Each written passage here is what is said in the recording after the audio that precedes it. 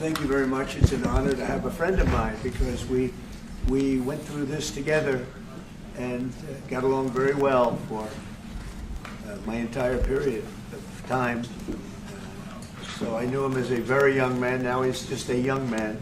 And he's done a fantastic job. Mr. President, it's an honor to have you. Thank you. You're doing incredibly for your country. And we appreciate working with you because you want to stop crime, and so do we. And it's very, very effective. And I want to just say hello to the people of El Salvador and say they have one hell of a president. Okay, and I mean that, and I know him well. I know him as a very young man, Marco, even younger than you. You know, he started pretty young. He'll always be younger. Young at heart. But I want to thank you for the great job you're doing. I appreciate it very much. Thank you. Well, it's an honor to be here in the Oval Office with the President and leader of the free world. We're very happy, and we're very eager to help. We know that you have a crime problem, a terrorism problem that you need help with. And we're a small country, but if we can help, we will do it. And we actually turned the murder capital of the world, that was the journalists call it, right? Murder capital of the world, into the safest country in the Western Hemisphere. And, you know, sometimes they say that we imprisoned thousands. I like to say that we actually liberated millions. So, you know, like, it's very good. Who gave him that line? Do you think I can use that? Yes. And in fact, Mr. President, you have 350 million people to liberate. Yes. But to liberate 350 million people, you have to imprison some. You know, that's the way it works, right? You cannot just, you know, free the criminals and think crime is going to go down magically. You have to imprison them so you can liberate 350 million Americans that are asking for the end of crime and the end of terrorism. And it can be done. I mean, you're doing it already. And I'm sure that people have seen the change in the streets. A long way to go because you're just initiating your second term.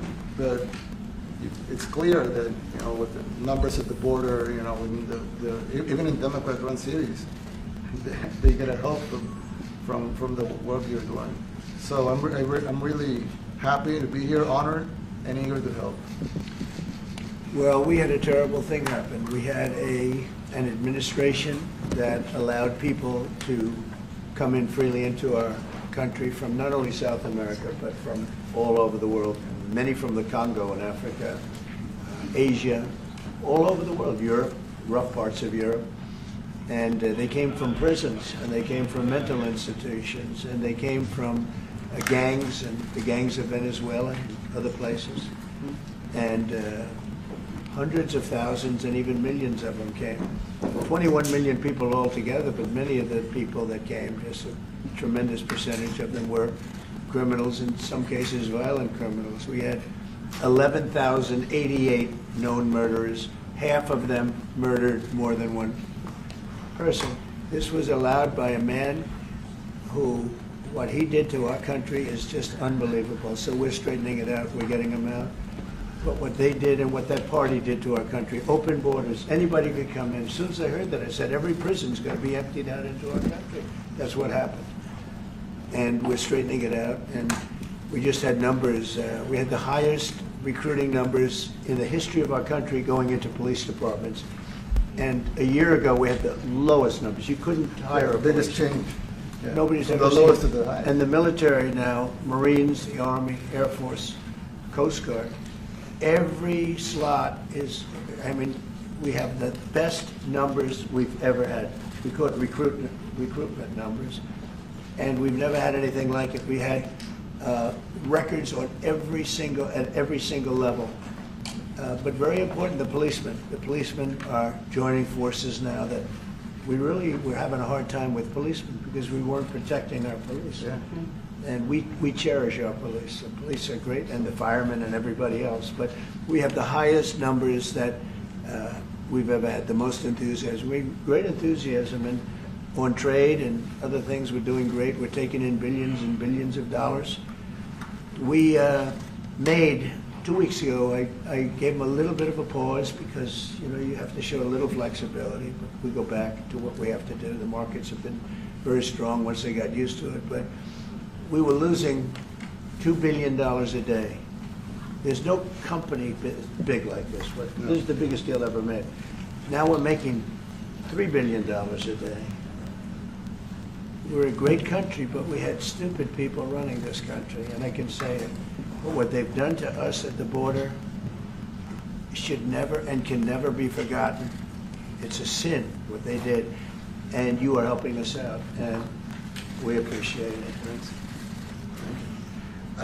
Actually, what you're doing with the border is remarkable. It has dropped, what, 95%? It's incredible. As of this morning, 99%, 99.1% to be exact. Why are those numbers not in the media?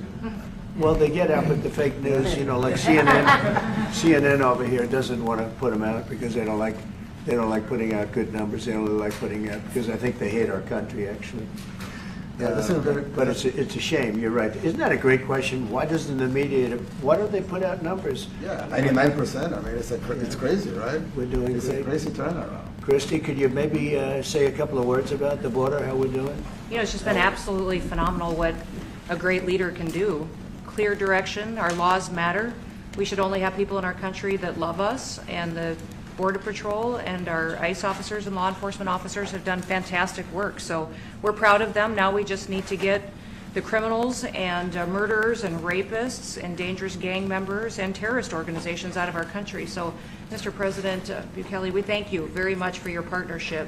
It has been wonderful for us to be able to have somewhere to send the worst of the worst and someone to partner with. And we'd like to continue that partnership because it's been a powerful message of consequences. Mr. President, you wanted people to know that there was consequences if you break our laws and harm our people and endanger families. And this is a clear consequence for the worst of the worst that we have somewhere to put them.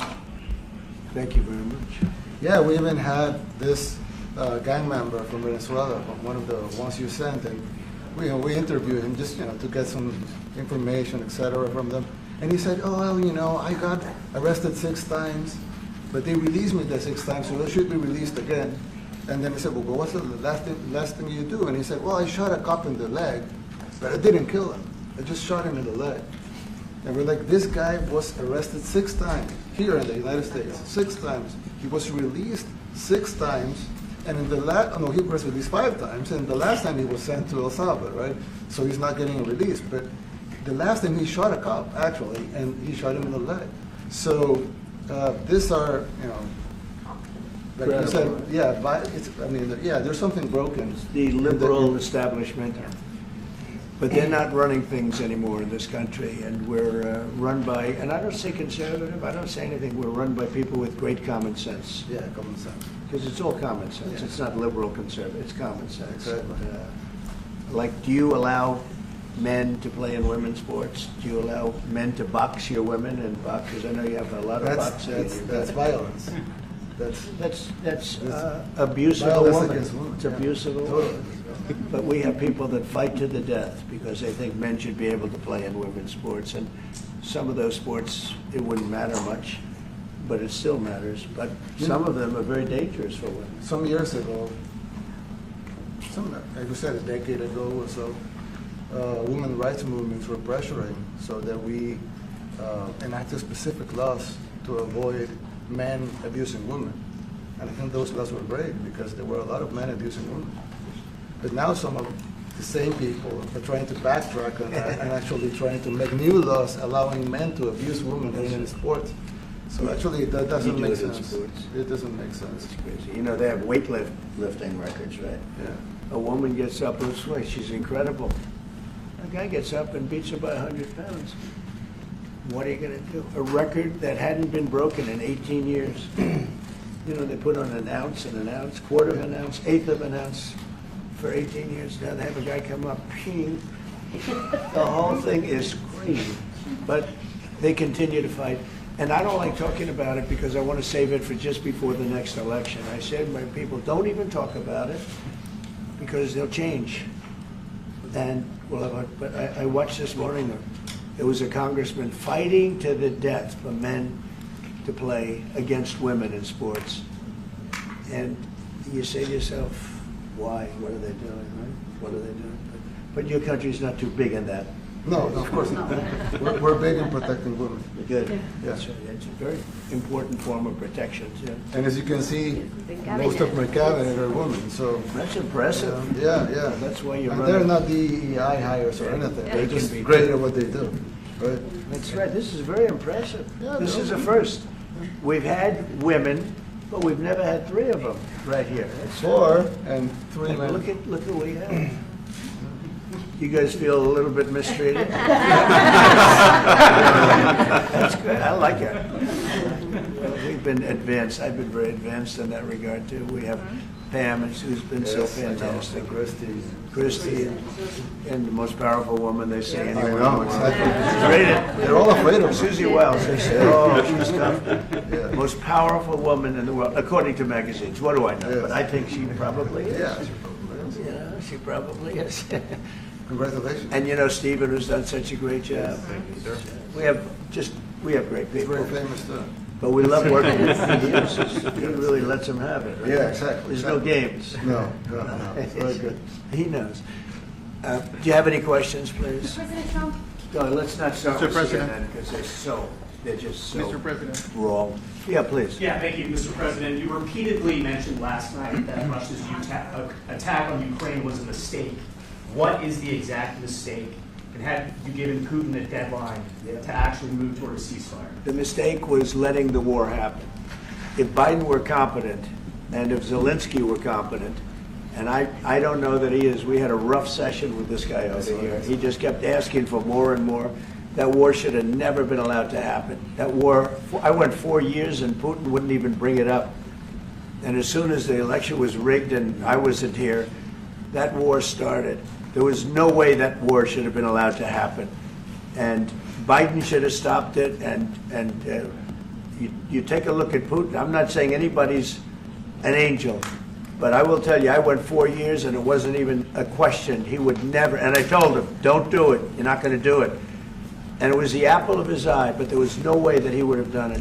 All you had to do is lower oil prices. If you lowered oil prices, Biden kept the prices so high because he made it impossible to get it.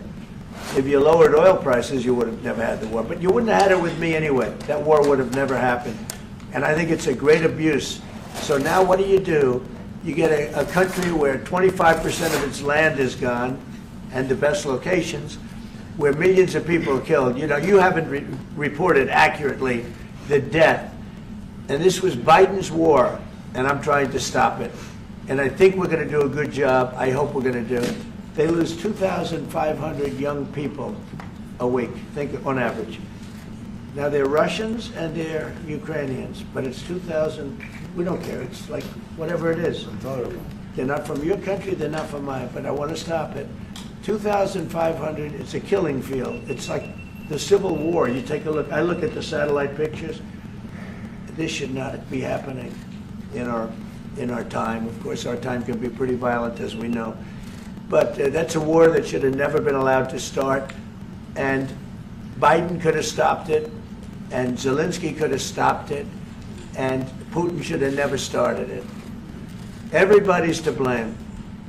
Have you spoken to President Zelensky, sir, about his offer to purchase more Patriot missile batteries? Oh, I don't know. He's always looking to purchase missiles, you know. He's against, listen, when you start a war, you got to know that you can win the war, right? You don't start a war against somebody that's 20 times your size and then hope that people give you some missiles.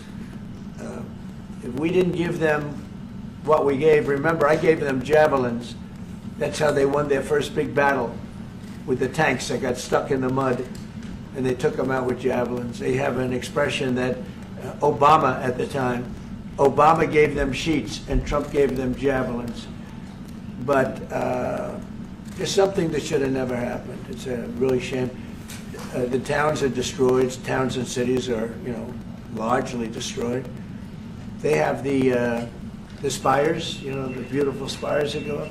They say they were the most beautiful in the world in Ukraine for whatever reason, but the most beautiful in the world. They're mostly laying on their side, shattered and broken. And most importantly, you have millions of people dead. Millions of people dead because of Three people. I would say three people. Let's say Putin, number one, but let's say Biden, who had no idea what the hell he was doing, number two, and Zelensky. And all I can do is try and stop it. That's all I want to do. I want to stop the killing. And I think we're doing well in that regard. I think you'll have some very good proposals very soon. Last question, sir. Have you attributed a motive, sir? Have you attributed a motive through the FBI investigation behind the attack on Governor Josh Shapiro over the weekend? No, I haven't, but the attacker was not a fan of Trump, I understand, just from what I read and from what I've been told. The attacker basically wasn't a fan of anybody. It's probably just a whack job. And certainly a thing like that cannot be allowed to happen. Is a good relation with President Bukele the best guarantee that this time you won't terminate the temporary I have protected a status? great relationship with this man. nationals of El Salvador? I have the best relationship with him. We've known each other. I've known him since he was a very young man, as I said, very, very young, and I was impressed. I said, look at this guy is, in fact, you sort of look like a teenager. You look like a teenager. I said, what I kind don't of know a if that's country good is or bad, this? Mr. President. He grew up well in the last 5 years. Do you support the extension for nationals of El Salvador under I temporary support protected him. status? Do you plan to ask him? Let's hear the question from this very low-rated anchor at CB. Thank you, at President. CNN. Do you plan to ask President Low-rated. Bukele to help return the man who your administration says was mistakenly Which one is that? deported? The man who was mistakenly deported to El Salvador? Well, let me ask Pam, would you answer that question? Sure, President. First and foremost, he was illegally in our country. He had been illegally in our country. And in 2019, two courts, an immigration court and an appellate immigration court, ruled that he was a member of MS-13 and he was illegally in our country. Right now, it was additional paperwork had needed to be done. That's up to El Salvador if they want to return him. That's not up to us. The Supreme Court ruled, President, that if, as El Salvador wants to return him, this is international matters, foreign affairs, if they wanted to return him, we would facilitate it, meaning provide a plane. So will you return him, President And Bukele? you are doing a great job. Thank you. ¿Usted estaría Let's dispuesto give it another, wait a a minute, can you just also respond to that question? Because, you know, it's asked by CNN, and they always ask it with a slant, because they're totally slanted, because they don't know what's happening. That's why nobody's watching them. But would you answer that question also, please? Yes, gladly. So, as Pam mentioned, there's an illegal alien from El Salvador. So, with respect to you, he's a citizen of El Salvador. So, it's very arrogant even for American media to suggest that we would even tell El Salvador how to handle their own citizens as a starting point. As two immigration courts found that he was a member of MS-13. When President Trump declared MS-13 to be a foreign terrorist organization, that meant that he was no longer eligible under federal law, which I'm sure you know, you're very familiar with the INA, that he was no longer eligible for any form of immigration relief in the United States. So we had a deportation order that was valid, which meant that under our law, he's not even allowed to be present in the United States and had to be returned because of the foreign terrorist designation. This issue was then, by a district court judge, completely inverted, and a district court judge tried to tell the administration that they had to kidnap a citizen of El Salvador and fly him back here. That issue was raised to the Supreme Court, and the Supreme Court said the district court order was unlawful, and its main components were reversed 9-0 unanimously, stating clearly that neither Secretary of State nor the President could be compelled by anybody to forcibly retrieve a citizen of El Salvador from El Salvador, who again is a member of MS-13, which, as I'm sure you understand, rapes little girls, murders women, murders children, is engaged in the most barbaric activities in the world, and I can promise you if he was your neighbor, you would move right away. So you don't plan But to the ask for Supreme anything Court else is to get him asking back? to, And that- what was the ruling that your in position? the Supreme Court, Steve? Was it 9-0? Yes, it was a 9-0 In our favor? in our favor against the district court ruling, saying that no district court has the power to compel the foreign policy function of the United States. As Pam said, the ruling solely stated that if this individual, at El Salvador's sole discretion, was sent back to our country, that we could deport him a second time.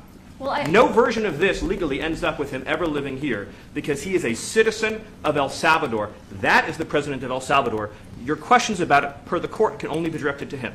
I asked ¿Usted lo President liberaría, Bukele, what is your, Presidente can President Bukele weigh in on this? Do you plan to return him? Well, I guess, I'm suppose you're not suggesting that I smuggle a terrorist into the United States, right? It's only How can I smuggle, how can I return him to the United States? Like, I smuggle him into the United States, or what do I do? Of course, I'm not gonna do it. It's like, I mean, the question is preposterous. How can I smuggle a terrorist into the United States? I don't have the power to return him to the United States. But you can release him inside El Salvador. Yeah, but I'm not releasing, I mean, we're not very fond of releasing terrorists into our country. I mean, we just turned the murder capital of the world into the safest country of the Western Hemisphere, and you want us to go back into the releasing criminals so we can go back to being the murder capital of the world? No, that's not going to happen. Well, they'd love to have a criminal, released into our I mean, there's So a fascination. They would love it. Yeah. They're sick, these are sick people. Marco, do you have something to say about Yeah, I mean, Stephen outlined it. I don't understand what the confusion is. This individual is a citizen of El Salvador. He was illegally in the United States and was returned to his country. That's where you deport people, back to their country of origin. Except for Venezuela, that wasn't refusing to take people back, or places like that. I can tell you this, Mr. President. No, the foreign policy of the United States is conducted by the President of the United States, not by a court. And no court in the United States has a right to conduct the foreign policy of the United States. It's that simple. End of story. And that's what the Supreme Court held, by the way, to Marco's point. The Supreme Court said exactly what Marco said, that no court has the authority to compel the foreign policy function of the United States. We won a case 9-0, and people like CNN are portraying it as a loss, as usual, because they want foreign terrorists in the country who kidnap women and children. But President Trump, his policy is foreign terrorists that are here illegally get expelled from the country, which, by the way, is a 90-10 issue. Well, Mr. President, you said that if the Supreme Court said someone needed to be returned, that you would abide by that. You said that on Air Force One just a few days ago. And they said that it must be facilitated. Why don't you just say, isn't it wonderful that we're keeping criminals out of our country? Why can't you just say that? Why do you go over and over, and that's why nobody watches you anymore. You have no credibility. Please, go ahead. President Trump, thank you so much. How many illegal criminals are you planning on exporting to El Salvador? And President Bukele, how many are you willing to take from the U.S.? As many as possible. And I just asked the president, it's this massive complex that he built, jail complex. I said, can you build some more of them, please? As many as we can get out of our country that were allowed in here by incompetent Joe Biden through open borders. Open borders. You probably hear open borders and you can't even understand it because nobody can understand. Nobody smart or with common sense can understand it. So we have millions of people that should not be in this country that are dangerous. Not just people, because we have people, but we have millions of people that are murderers, drug dealers. They've been allowed to come into our country by other countries that were very smart. When they heard that this very low IQ president, and by the way, I took my cognitive exam as part of my physical exam, and I got the highest mark, and one of the doctors said, sir, I've never seen anybody get that kind of, that was the highest mark. I hope you're happy with that, although they haven't been bugging me too much to take a cognitive, but I did do my physical and it was released. I hope you're all happy with it. I notice there's no question, so probably you are. But the cognitive, they said to me, sir, would you like to take a cognitive test? I said, did Biden take one? No. Did anybody take one? No, not too many people took them. I said, what about Obama? Did he take one? No, he didn't take one either. I said, let me be the only one to take one. But I've actually taken them 3 times already. I like taking them because they're not too tough for me to take. But we had a great physical exam, so I know you're going to ask that.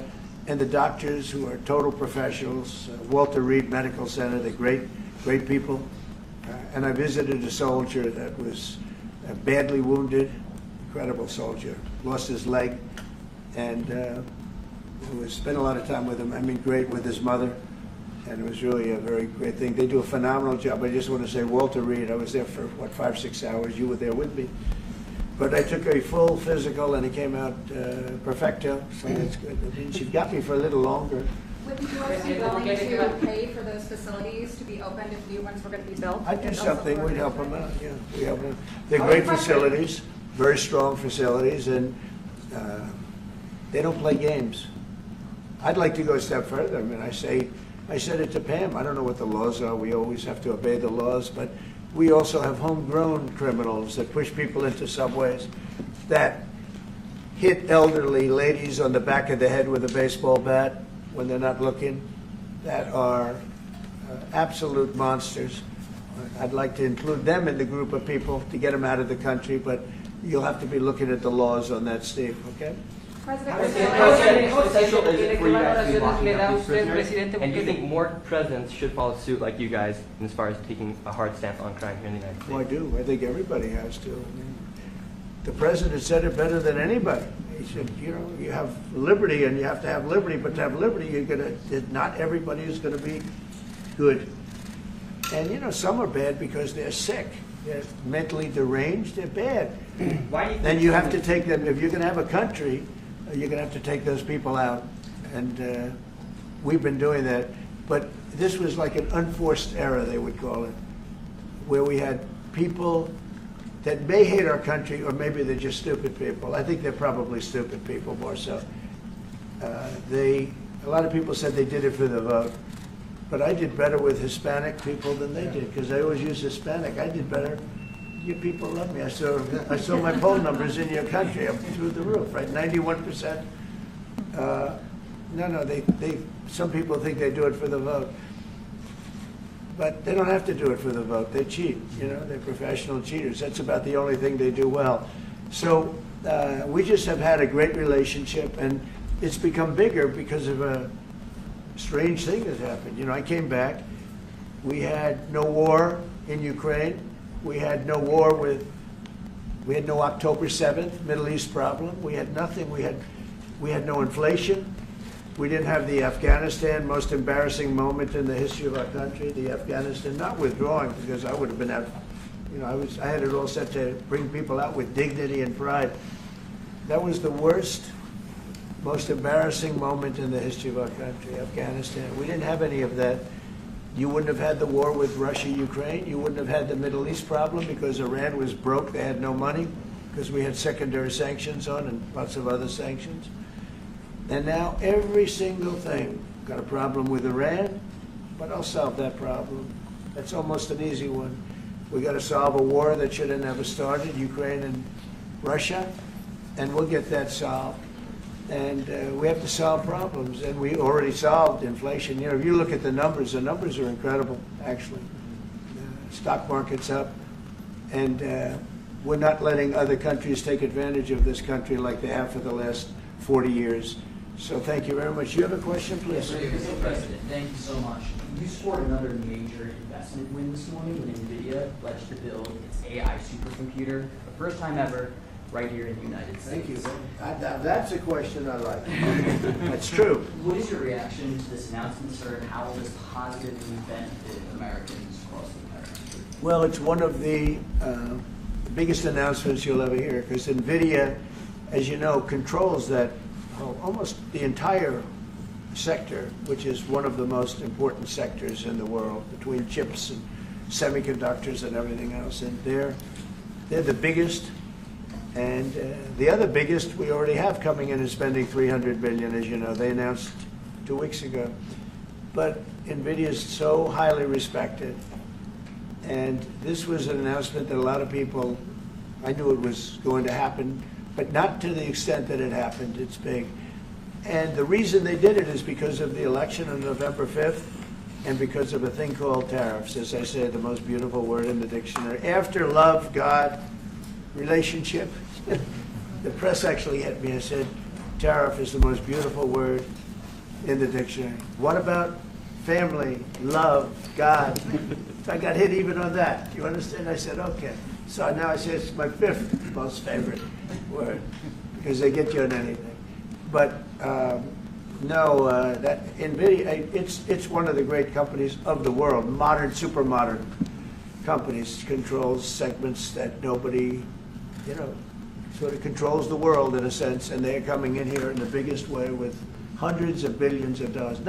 Not like millions of dollars, hundreds of billions of dollars, and I'm honored by it. And I want to thank Jensen and all of the people that we deal with. They're great people, they're brilliant people. And without tariffs, they wouldn't be doing it. Okay. Thank you very much. Are Yeah, you please. considering additional sanctions against Russia after their latest attack? And do you have an update on the rate and when you might announce Well, I semiconductor already tariffs? have sanctions on Russia. I put them there. If you remember, Nord Stream 2, that's the big pipeline that goes through Europe. I stopped it. That's Russia's pipeline, the largest pipeline, I think, in the world. Goes to Germany. And I stopped it. And when Biden came in, he approved it. And then they say, oh, I'm friendly with Russia. No.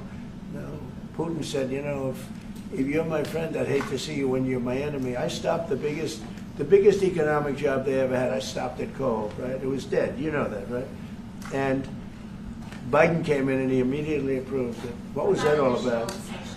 And it's a pipeline that takes care of a lot of the needs. Now, you know, it was a very controversial thing, but I stopped it and Biden approved it. Question? On tariffs? No, not you. Not President Bukele update today on potential semiconductor tariffs and potentially pharmaceuticals. What? Semiconductor tariffs and potentially pharmaceuticals. Pharmaceuticals we're going to do. We don't make our own drugs, our own pharmaceuticals. We don't make our own drugs anymore. The drug companies are in Ireland and they're in lots of other places, China. And all I have to do is impose a tariff. The more, the faster they move in. The higher the tariff, it's inversely proportional. The higher the tariff, the faster they come. And yeah, we're going to be doing that. That's going to be like we have on cars. We have, as you know, a 25% tariff on cars. We have a 25% tariff on steel and aluminum. And that's what that category fits right now. Do you have a percentage in mind and a timeline? I have a timeline, yeah, not too distant future. We're doing it because we want to make our own drugs. We're doing it because we want to make our own steel and aluminum, lumber, other things. And they're all coming in. We have record numbers, $7 trillion. Since I announced, like a month and a half ago, since I came in, we have over $7 trillion being invested in the country. We didn't have $1 trillion. We didn't have $500 billion for some of these guys. They didn't know what the hell they were doing. So we have the largest investment that we've ever heard of, and we're only 2 months in. And that'll continue at levels that you've never seen before. That's what's going to happen. And even the stock market's up today. We also had, you know, a lot of people didn't say it the way it was. We had the largest gain in the stock market in history on every single category last week. That was a nice game because we were getting a little hit because people didn't understand the power of our country economically if you use it right. Do you have something to say on that, JD? Yes, sir. I mean, look, for 40 years we have lost manufacturing capacity. Workers have seen their wages stagnate.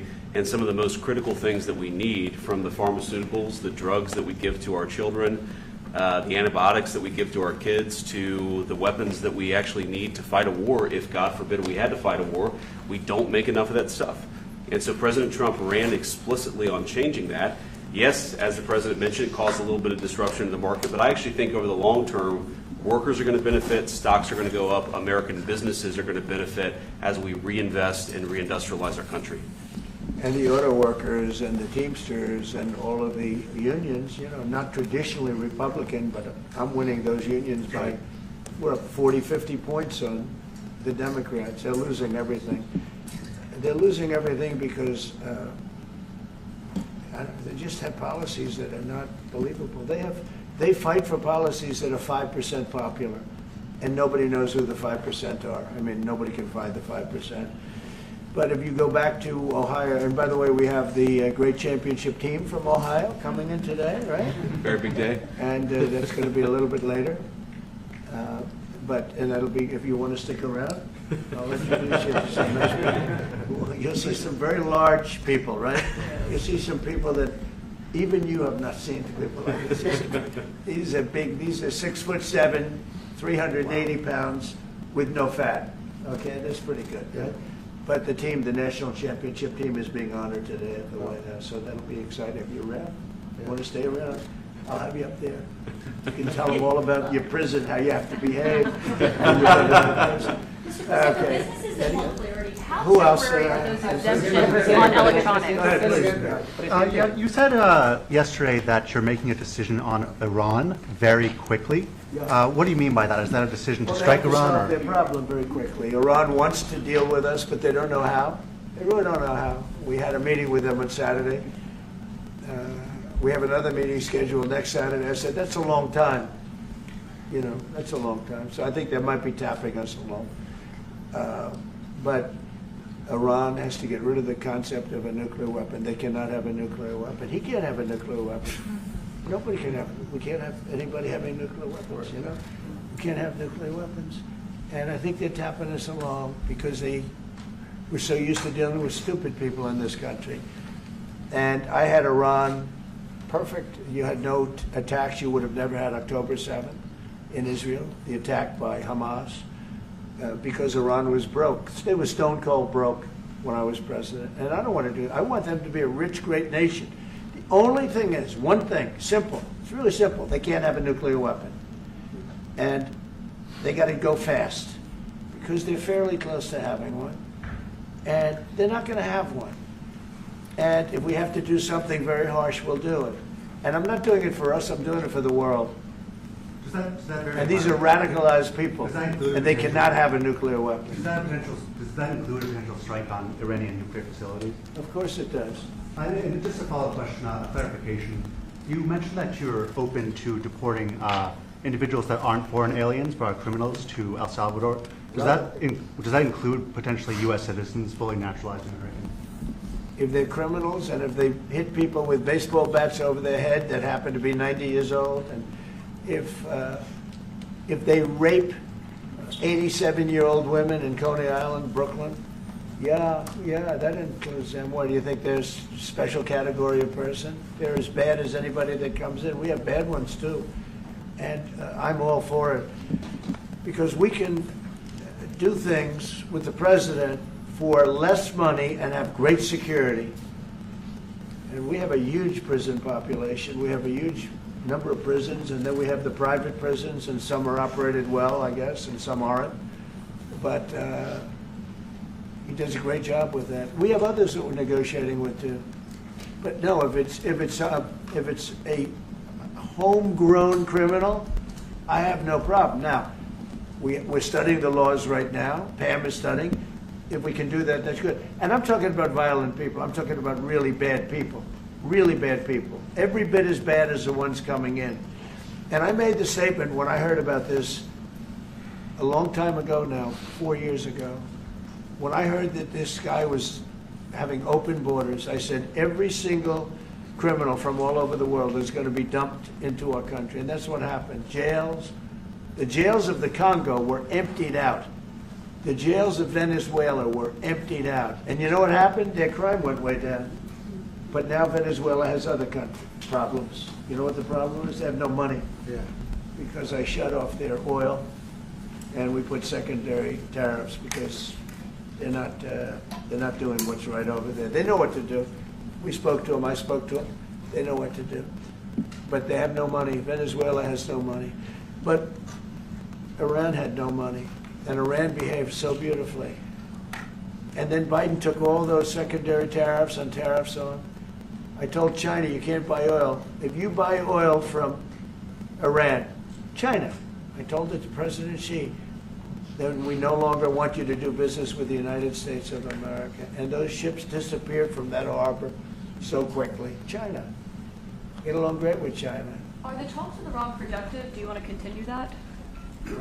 The talks with Iran, do you believe those are productive? Do you want to continue that? I think Iran could be a great country as long as it doesn't have nuclear weapons. If they have nuclear weapons, they'll never get a chance to be a great country. They will never get a chance. It won't even come to us. Sir, on tariffs. Yeah. Yeah, thank you. Yesterday you mentioned short-lived product exemptions. Which specific products are you considering, and how long is short-lived? Weeks, months? I'm looking at something to help some of the car companies where they're switching to parts that were made in Canada, Mexico, and other places. And they need a little bit of time because they're going to make them here. But they need a little bit of time. So I'm talking about things like that. What about any Apple products, other cell phones? Look, I'm a very flexible person. I don't change my mind, but I'm flexible. And you have to be. You just can't have a wall and you'll only go. No, sometimes you have to go around it, under it, or above it. There'll be maybe things coming up. I speak to Tim Cook. I helped Tim Cook recently in that whole business. I don't want to hurt anybody. But the end result is we're going to get to the position of greatness for our country. We're the greatest economic power in the world if we're smart. If we're not smart, we're going to hurt our country very badly. We lost with China over the Biden years trillions of dollars on trade. Trillions of dollars. And he let them fleece us. And we can't do that anymore. And you know what? I don't blame China at all. I don't blame President Xi. I like him. He likes me. I mean, you know, who knows? Who the hell cares? Do you have any updates on talks But you know with what? China? What? Do you have any updates with talks with China? No, let me just tell you this. I don't blame China. I don't blame Vietnam. I see their meeting today. Is that wonderful? That's a lovely meeting. They're meeting, like trying to figure out how do we screw the United States of America. Don't forget, the European Union was formed to do just that. The European Union was formed to hurt the United States and on trade. And they get us on NATO because they don't pay their bills. But now, since I got involved, they have been paying their bills. I took in over $600 billion for NATO. Nobody took in anything. I mean, they were all delinquent. They had 8 nations out of 28 paid their bills. The rest of them were way delinquent. And I said, if you don't pay your bills, we're not going to protect you anymore. And the money poured in over 600. The Secretary General last week made that statement. He said, I've never seen anything like it. We couldn't get anybody to pay because the United States was footing the bill for NATO. Well, we got hurt there, and we got hurt on trade, likewise, European Union. And they've got to come to the table. And they're trying to. They're trying to. But the European Union has taken terrible advantage. They don't take our food products. They don't take our cars. We have millions of their cars, BMW, Volkswagen, Mercedes-Benz, many others. They come in by the millions. They don't take. There are no Chevrolets in Munich, I can tell you that. I said to Angela Merkel when she was there, as she was letting millions of people infiltrate Germany, which was not so good from, we would call them illegal immigrants, but she made them legal. But I said to her, and I get along with her very well, I said, how many Chevrolets do we have in Munich or Frankfurt? Why, none, Donald, none. I said, you're right. And yet we take in millions and millions of cars. No, those days are over. Okay, thank you very much, everybody. Thank you, guys. Thank you, guys. Thank you, guys. Mr. President, do you have any comment on the FTC's case against Mark, against Meta and Mark Zuckerberg? Thank you, press. Thank you, Nayib. Thank you.